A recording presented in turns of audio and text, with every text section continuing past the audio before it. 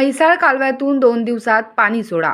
मुख्यमंत्री देवेंद्र फडणवीस व जलसंपदा मंत्री राधाकृष्ण विखे पाटील यांचा आदेश. आमदार सुरेशभाऊ खाडे, आमदार गोपीचंद पडळकर यांच्या पाठपुराव्याला मोठे यश. सांगली आणि सोलापूर जिल्ह्यातील तीव्र दुष्काळी परिस्थिती लक्षात घेता म्हैसाळ उपसा सिंचन योजनेच्या कालव्याद्वारे तातडीने पाणी सोडण्यात यावे यासाठी आमदार सुरेशभाऊ खाडे व आमदार गोपीचंद पडळकर यांनी पाठपुरावा करत मागणी केली होती. सातत्यपूर्ण केलेल्या पाठपुराव्याला अखेर यश मिळाले. 2 दिवसात म्हैसाळ कालव्यातून पाणी सोडण्याचा निर्णय घेण्यात आल्यामुळे मिरज पूर्व भाग, कवठे महांकाळ, जत, मंगळवेढा तसेच सांगली व सोलापूर जिल्ह्यातील हजारो हेक्टर क्षेत्राला मोठा दिलासा मिळाला आहे. यंदा मिरज पूर्व भाग, कवठे महांकाळ, जत आणि मंगळवेढा तालुक्यात अत्यल्प पाऊस झाल्याने शेती, पिण्याचे पाणी आणि जनावरांच्या चाऱ्याचा प्रश्न गंभीर बनला होता.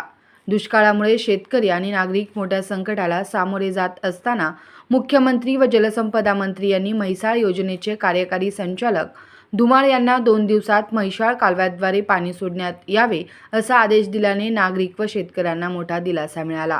विशेष म्हणजे कालवा सुरू होण्यात अडथळा ठरत असलेली सुमारे 10 कोटी रुपयांची थकबाकी जलसंपदा मंत्री राधाकृष्ण विखे पाटील यांच्या स्वनिधीतून अदा करण्यात येणार असल्याची माहितीही यावेळी देण्यात आली.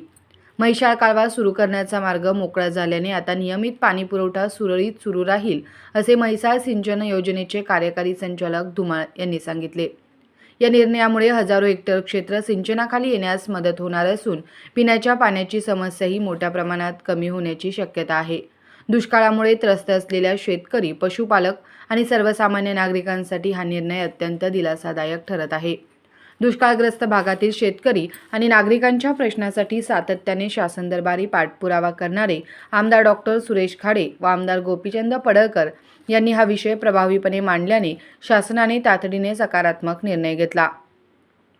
याबद्दल मुख्यमंत्री देवेंद्र फडणवीस आणि जलसंपदा मंत्री राधाकृष्ण विखे पाटील यांचे मिरज परिसरातील नागरिक व शेतकऱ्यांच्या वतीने आभार व्यक्त करण्यात आले. दुष्काळाच्या कठीण काळात शासनाने घेतलेल्या या निर्णयाचे सर्व स्तरातून स्वागत होत असून भविष्यातही दुष्काळग्रस्त भागांच्या पाणी प्रश्नी अशाच वेगाने आणि संवेदनशीलतेने निर्णय व्हावेत अशी अपेक्षा नागरिकांनी व्यक्त केली आहे.